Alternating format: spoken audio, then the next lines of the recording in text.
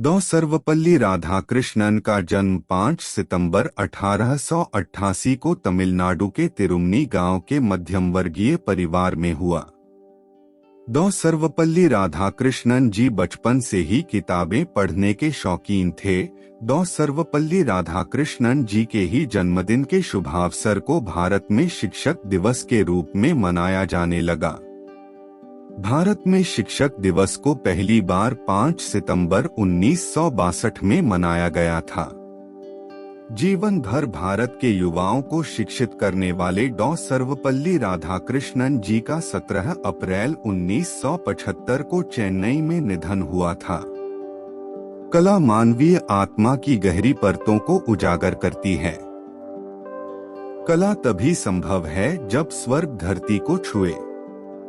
शांति राजनीतिक या आर्थिक बदलाव से नहीं आ सकती, बल्कि मानवीय स्वभाव में बदलाव से आ सकती है। केवल निर्मल मन वाला व्यक्ति ही जीवन के आध्यात्मिक अर्थ को समझ सकता है। स्वयं के साथ ईमानदारी आध्यात्मिक अखंडता की अनिवार्यता है। लोकतंत्र सिर्फ विशेष लोगों में नहीं, बल्कि हर एक मनुष्य की आध्यात्मिक संभावनाओं में एक यकीन है। जीवन को बुराई की तरह देखना और दुनिया को एक भ्रम मानना महज कृतघ्नता है। हमें मानवता को उन नैतिक जड़ों तक वापस ले जाना चाहिए जहां से अनुशासन और स्वतंत्रता दोनों का उद्गम हो। आध्यात्मिक जीवन भारत की प्रतिभा है। मानवीय स्वभाव मूल रूप से अच्छा है और आत्मज्ञान का प्रयास सभी बुराइयों को खत्म कर देगा। परमात्मा पाप से मुक्त है, वृद्धावस्था से मुक्त है, मृत्यु और शोक से मुक्त है, भूख और प्यास से मुक्त है, जो कुछ भी नहीं चाहता है और कुछ भी कल्पना नहीं करता है। सहिष्णुता वो श्रद्धांजलि है जो सीमित मन असीमित की असीमता को देता है। हर्ष और आनंद से परिपूर्ण जीवन केवल ज्ञान और विज्ञान के आधार पर संभव है। ज्ञान हमें शक्ति देता है, प्रेम हमें पूर्णता देता है। उम्र या युवावस्था का कालक्रम से लेना देना नहीं है। हम उतने ही नौजवान या बूढ़े हैं जितना हम महसूस करते हैं। हम अपने बारे में क्या सोचते हैं, यही मायने रखता है। पुस्तकें वो साधन हैं जिनके माध्यम से हम विभिन्न संस्कृतियों के बीच पुल का निर्माण कर सकते हैं। मनुष्य को सिर्फ तकनीकी दक्षता नहीं, बल्कि आत्मा की महानता प्राप्त करने की भी जरूरत है। धन, शक्ति और दक्षता केवल जीवन के साधन हैं, खुद जीवन नहीं। शिक्षा का परिणाम एक मुक्त रचनात्मक व्यक्ति होना चाहिए जो ऐतिहासिक परिस्थितियों और प्राकृतिक आपदाओं के विरुद्ध लड़ सके। किताब पढ़ना हमें एकांत में विचार करने की आदत और सच्ची खुशी देता है। जब हम ये सोचते हैं कि हम जानते हैं, तो हमारा सीखना रुक जाता है। सच्चे शिक्षक वे हैं जो हमें अपने लिए सोचने में मदद करते हैं। मौत कभी अंत या बाधा नहीं है, बल्कि नए कदमों की अधिक से अधिक शुरुआत है। जीवन का सबसे बड़ा उपहार एक महान जीवन का सपना है।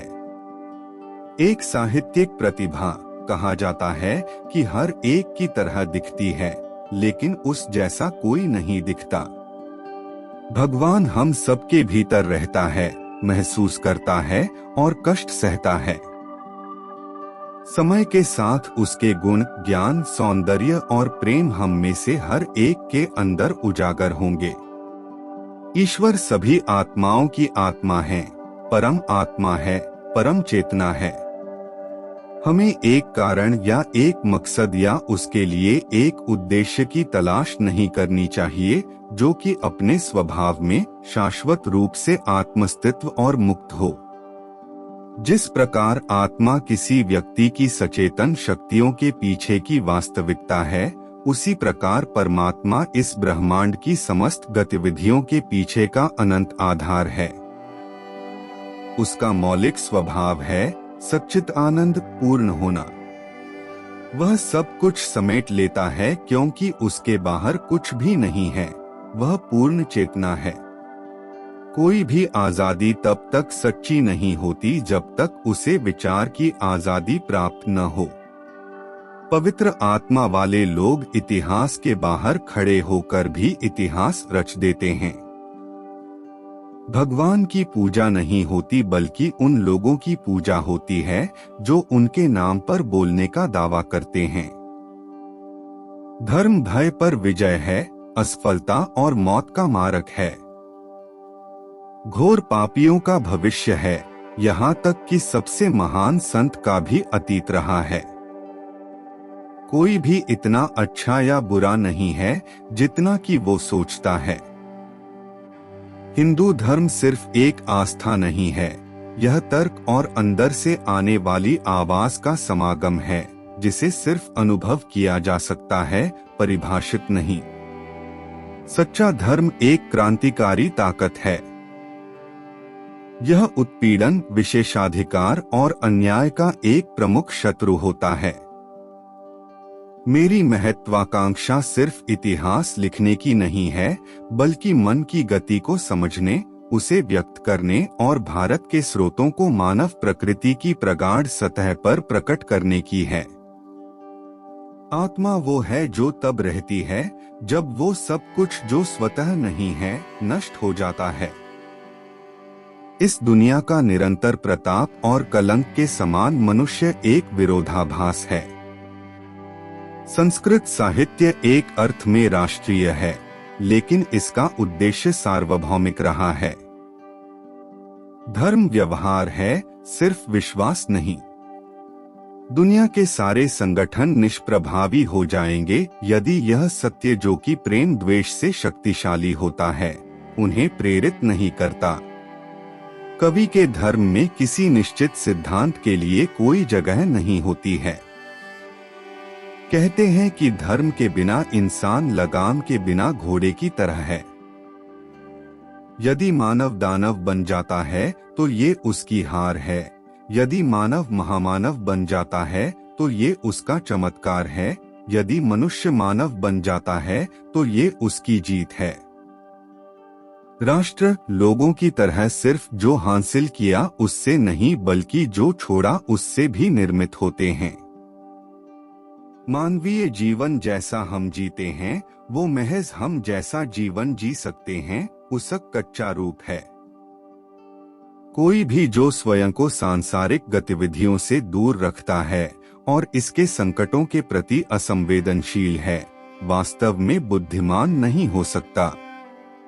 हमें मानवता को उन नैतिक जड़ों तक वापस ले जाना चाहिए जहां से अनुशासन और स्वतंत्रता दोनों का उद्गम हो।